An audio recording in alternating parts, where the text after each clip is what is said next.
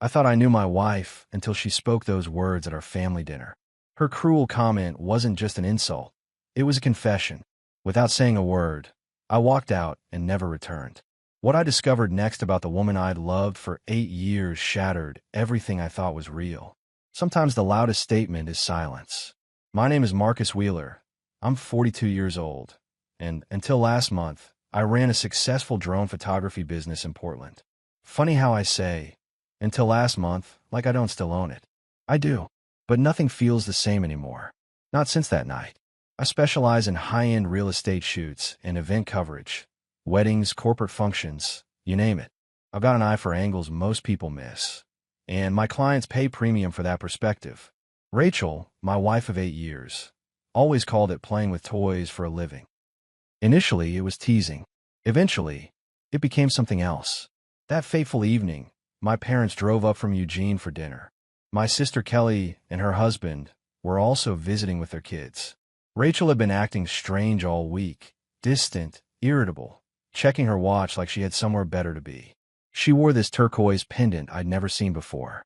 When I asked about it, she mumbled something about treating herself and changed the subject. Dinner started off normal enough.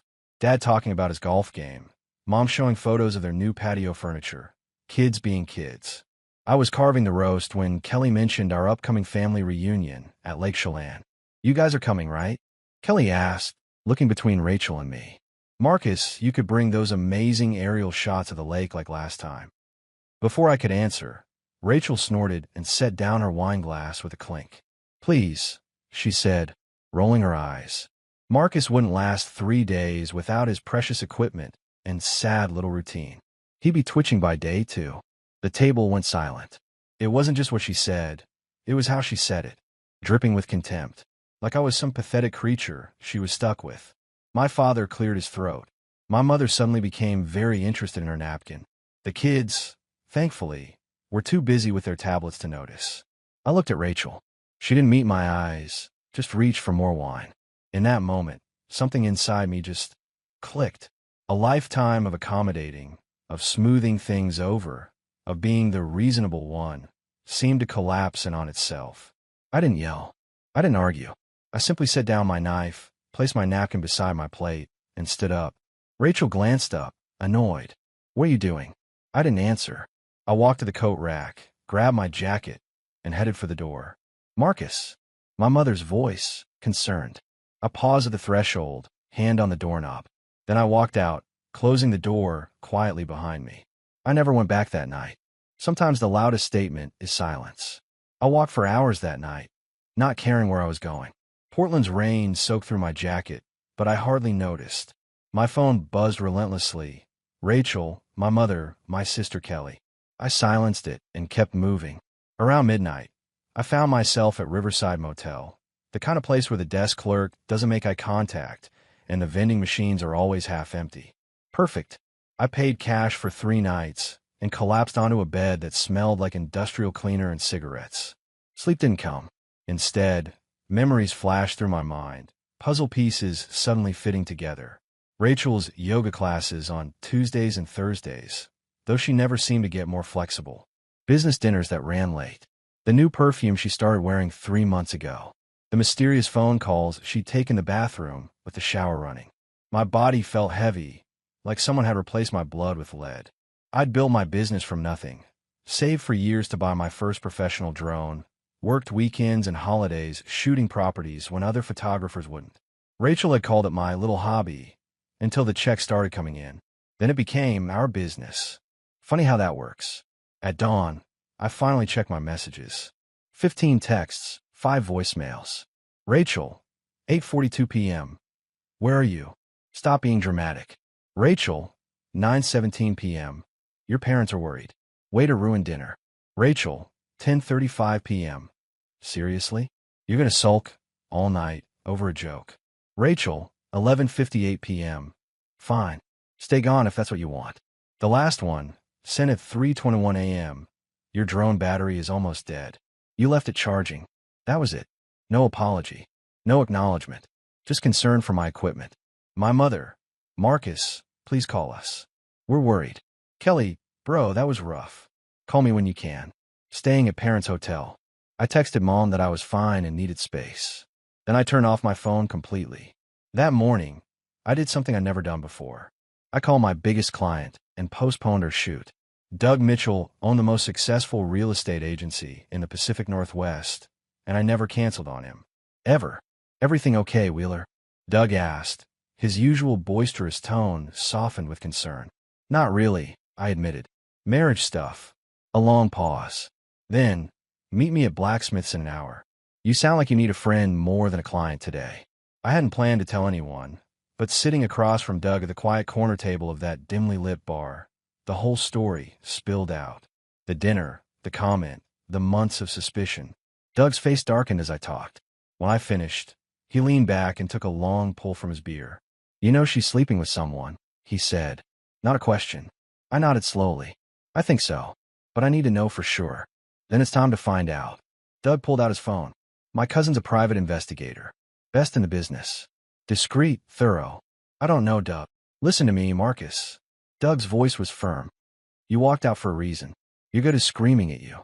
Don't ignore it just because the truth might hurt. Uncertainty will kill you slower, but it'll still kill you." I stared at my untouched drink, then nodded. "Make the call."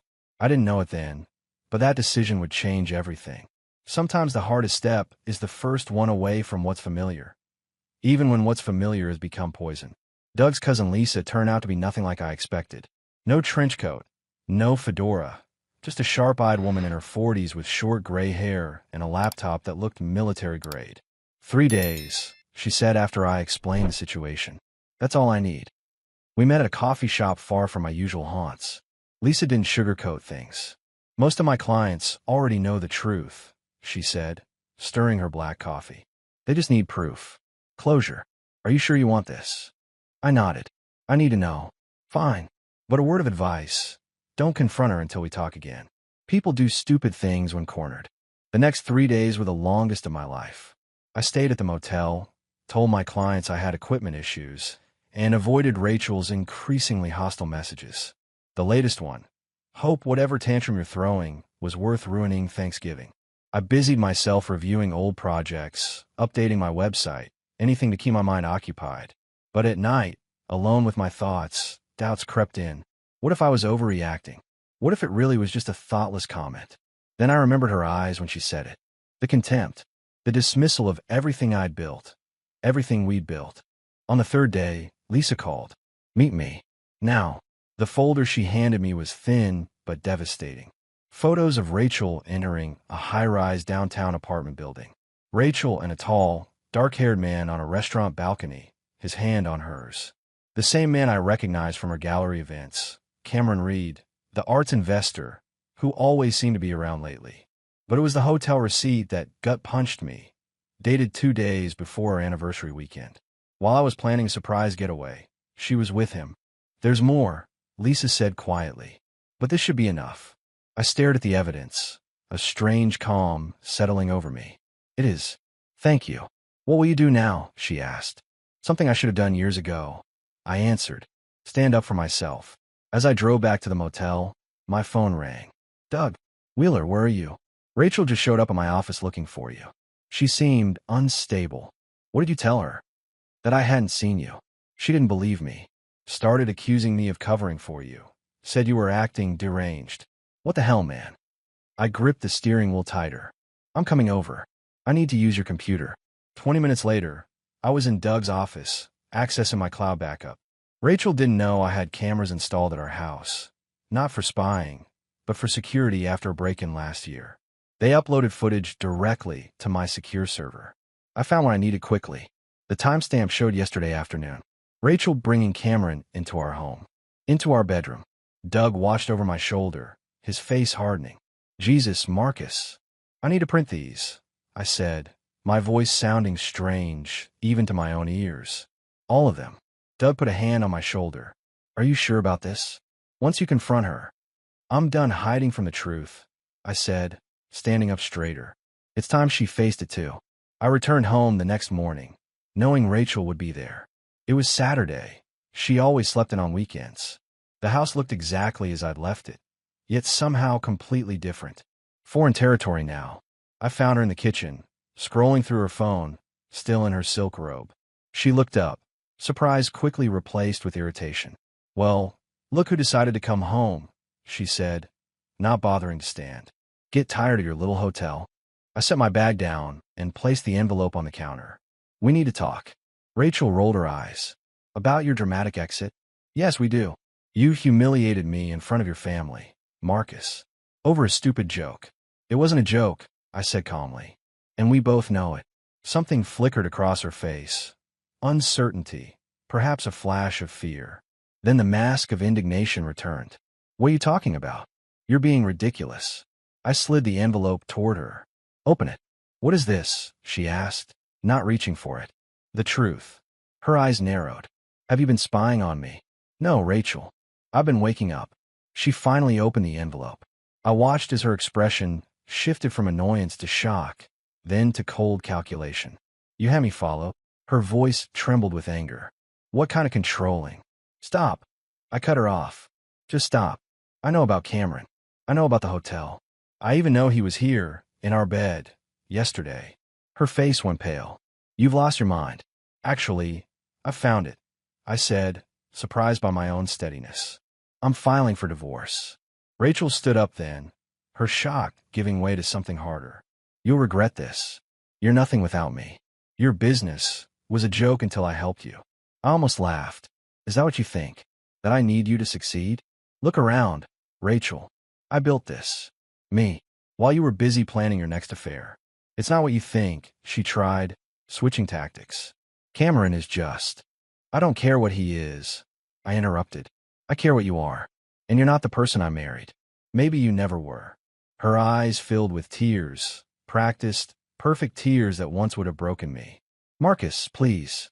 We can work through this." "No," I said simply. "We can't. I've already called a lawyer. I'll be staying with Doug until things are arranged." As I turned to leave, she called after me, voice suddenly cold. "You'll be sorry, Marcus." Nobody walks away from me. I paused at the doorway, looking back one last time at the woman I'd once loved more than anything. "I already am sorry, Rachel. Sorry I didn't walk away sooner." And with that, I closed the door on that chapter of my life. The weight I'd been carrying for years lifted from my shoulders as I walked to my truck. For the first time in a long time, I could breathe. "She's telling everyone you had a mental breakdown." These words came from my sister Kelly as we sat in a quiet corner of Riverfront Park 3 days after my confrontation with Rachel. The December chill had emptied the normally crowded space, giving us privacy among bare trees and iron benches. "Apparently you've been acting erratic for months," Kelly continued, making air quotes. "According to her, the drone business was failing, and you couldn't handle the pressure." I shook my head, watching my breath form clouds in the cold air. Classic. Anything to avoid responsibility. "Mom and Dad know it's bull," Kelly reassured me, squeezing my arm. "We all saw how she spoke to you that night." The divorce proceedings had already begun, thanks to a lawyer Doug recommended. Rachel's initial shock had quickly morphed into calculated aggression. She'd frozen our joint accounts. Fortunately, my business accounts were separate and was demanding half of everything, including my drone company. "She's also been calling your clients," Kelly added hesitantly. "Doug told me, saying you're unstable, that they should work with her recommended photographer instead." That explained the strange email I'd received from a regular client yesterday, awkwardly canceling our upcoming project.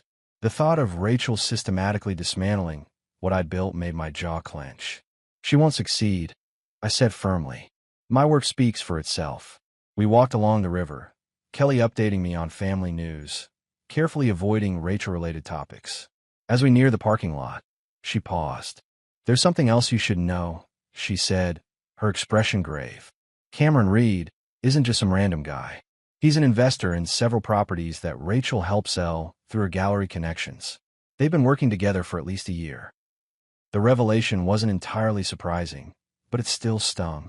Rachel had always insisted on handling the financial side of our marriage, claiming her artistic eye extended to investment opportunities. I trusted her completely. "How did you find this out?" I asked.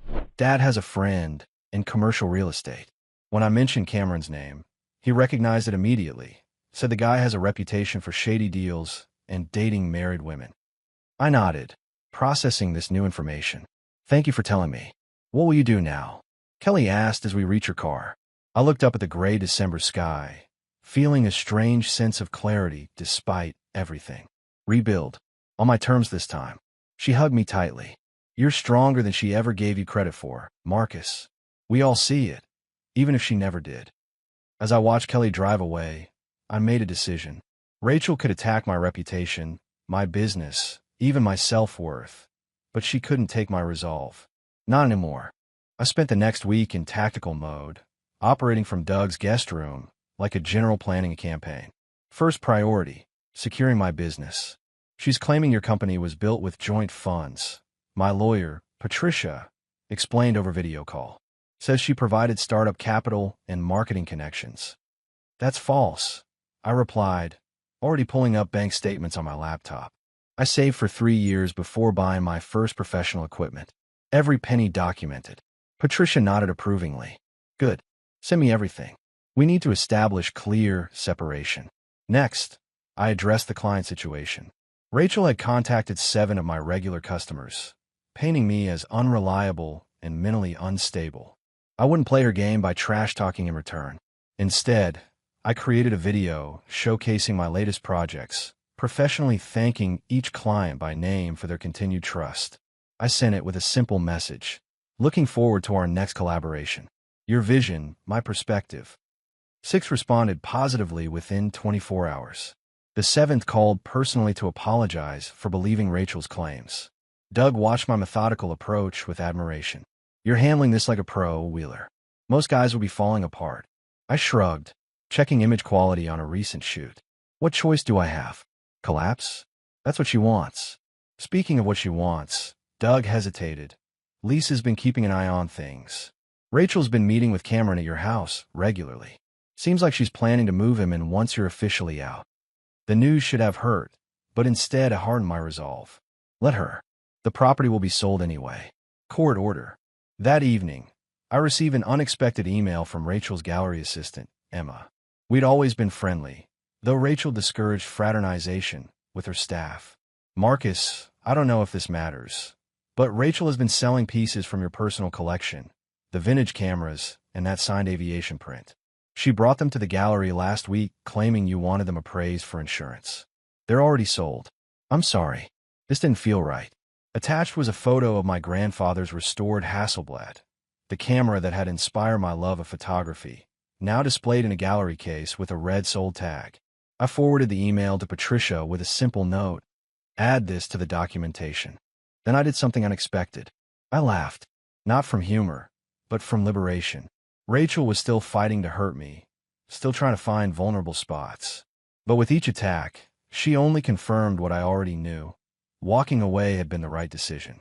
That night, I pulled out my drone equipment for the first time since the confrontation. There was a sunrise shoot I'd been planning for months, a historic bridge catching first light. Perfect timing to reclaim my passion. As I checked my gear, I felt lighter somehow. Rachel had taken things I loved, but she couldn't take the part of me that created. That belonged to me alone.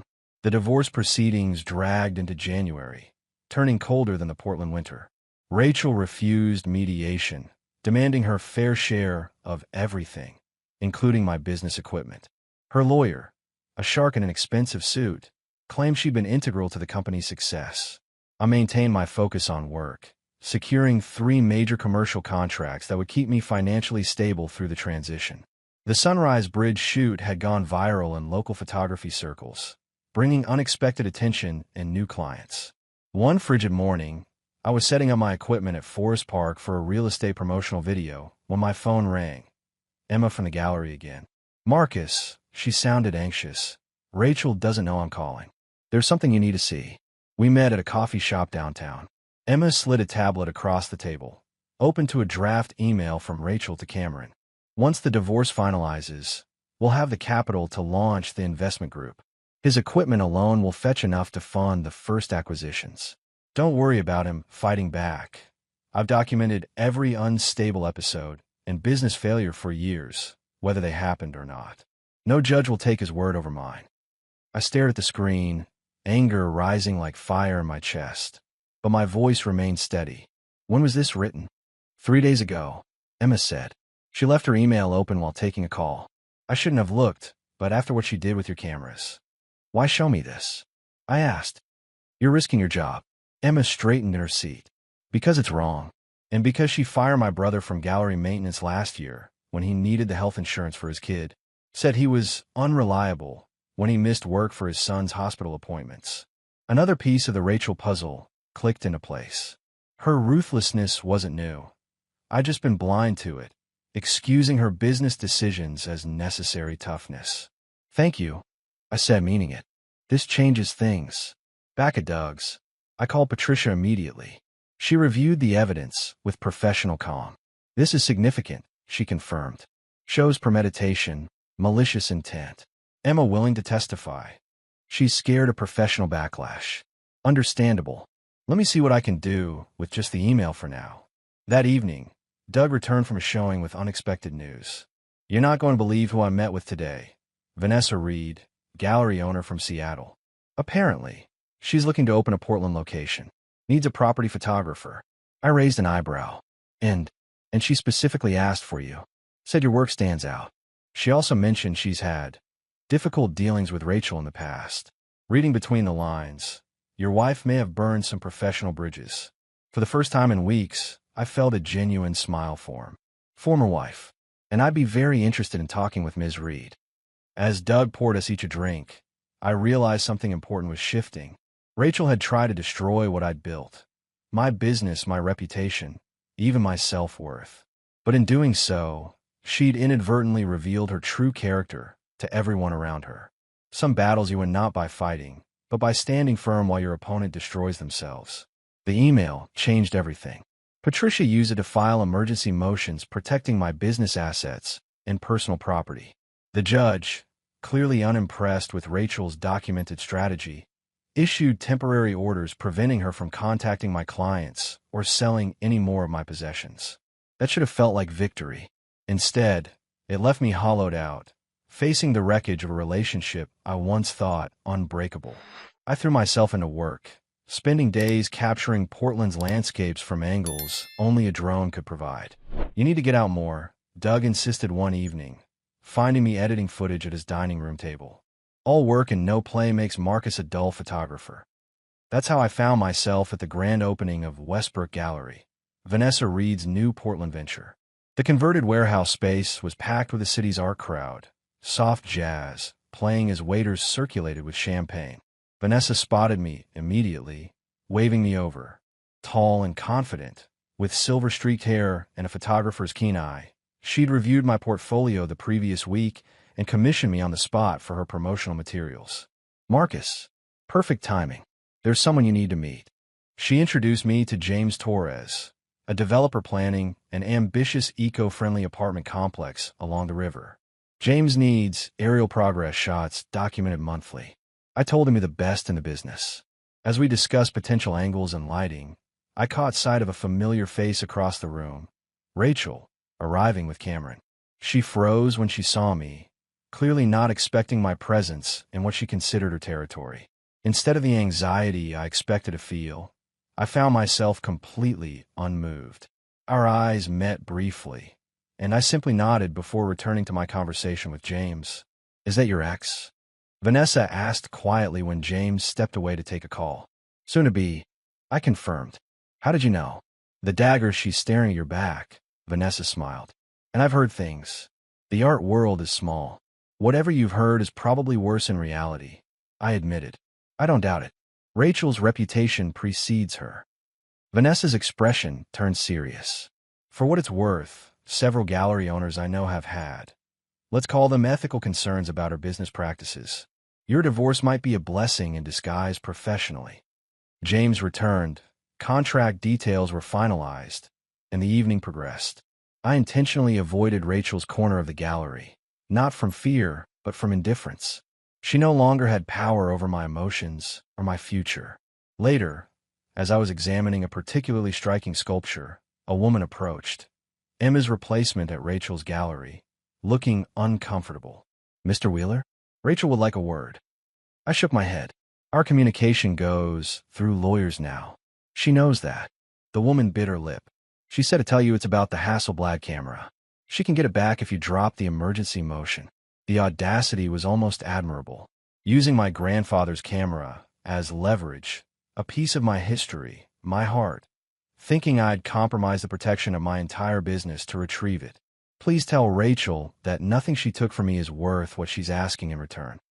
As the woman walked away, I felt a weight lift that I hadn't even realized I was carrying. The camera was important, yes, but it was just an object. My grandfather's legacy lived in the skills he taught me, the eye for detail I'd inherited, the passion for capturing moments that told stories. Those were things Rachel could never take, sell, or destroy. 6 months passed like a time-lapse sequence, days blurring into weeks, moments captured through my lens as life rearranged itself into something new. Spring arrived in Portland with characteristic showers and unexpected growth. The divorce finalized in March. Rachel's aggressive tactics ultimately backfired when the judge reviewed Emma's evidence. In the end, I retained full ownership of my business, equipment, and most of our assets. Rachel walked away with less than she would have received in mediation, poetic justice that brought no joy, only closure. My partnership with Vanessa Reed's gallery blossomed into a consistent stream of work. The Torres development project led to 3 more high-profile jobs. Doug joked that I'd become the drone guy for every major construction project in the Pacific Northwest. I found a small craftsman bungalow near Forest Park, complete with a detached studio I converted into an editing suite. The morning light filtered through tall windows, creating the perfect environment for reviewing footage. One sunny April afternoon, a courier delivered a package to my door. Inside was my grandfather's Hasselblad camera, carefully wrapped, with a brief note from Cameron Reed. This wasn't mine to keep. Business partnership ended. Moving to Seattle. I later learned what that cryptic message meant. Rachel's gallery had closed abruptly, her investor backing withdrawn after several questionable transactions came to light. Cameron had abandoned their plans and left her holding the pieces. Kelly called that evening with family news. Dad wants to know if you're coming to the Lake Chelan reunion this summer. Says to bring your drones. He wants to see these famous aerial shots everyone's talking about. I smiled, remembering Rachel's dismissive comment at that fateful dinner. Wouldn't miss it. The lake house would be full. My parents, Kelly's family, cousins with their children, a chaotic, loving gathering I'd once dreaded through Rachel's critical eyes. Now I look forward to it. That weekend, I took my drone to the Columbia River Gorge at dawn. As the sun crested the horizon, painting the landscape in gold and amber, I captured a waterfall from angles only birds had witnessed before. The footage was breathtaking. Mist catching light, water dancing over ancient rocks, the sheer power of nature flowing endlessly forward. No matter what obstacles appeared in its path, the river always found a way through, always continued its journey. Standing there, control panel in hand, I realized I'd done the same. The commercial success of my waterfall footage surprised even me. A major outdoor clothing company licensed it for their summer campaign. National Geographic expressed interest in a series on Pacific Northwest landscapes. My website traffic tripled. Success didn't heal all wounds, but it certainly helped prove Rachel wrong. I hadn't just survived without her. I'd thrived. Doug insisted on celebrating with dinner at Portland's newest rooftop restaurant. To the man who turned walking away into the best career move ever, he toasted, raising his glass. Seriously, Marcus, I've never seen you this focused, this alive. Nothing like betrayal to clarify priorities. I joked, but we both knew it was true. As summer approached, I expanded my business, hiring 2 junior photographers and purchasing new equipment. My calendar filled through December. Corporate clients, real estate developers, tourism boards, all wanting unique aerial perspectives. The Lake Chelan family reunion arrived with perfect weather. I brought my best drones, capturing the glittering water and surrounding mountains from spectacular heights. My nephews watched in awe as I navigated through challenging wind patterns to film a bald eagle's flight. Uncle Marcus is the coolest, I overheard one say, bringing an unexpected lump to my throat. On the final evening, sitting on the dock watching sunset paint the sky in impossible colors, my father joined me. "You seem good," he said simply. "Better than before." I agreed. Took the long way around, but I got there. He nodded, understanding in his weathered face. Sometimes the hardest step is the first one away from what's hurting you. We sat in comfortable silence until stars emerged. The path forward wasn't perfect. I still had moments of anger, echoes of betrayal that caught me off guard. But those moments no longer define me. Last week, I heard Rachel had moved to California, trying to rebuild her career in a larger market. The news brought no emotional response, just neutral acknowledgement of information that no longer affected my life. As for me, National Geographic confirmed the landscape series. I'd be spending the next 6 months capturing the Pacific Northwest's hidden wonders, telling visual stories of resilience, beauty, and rebirth.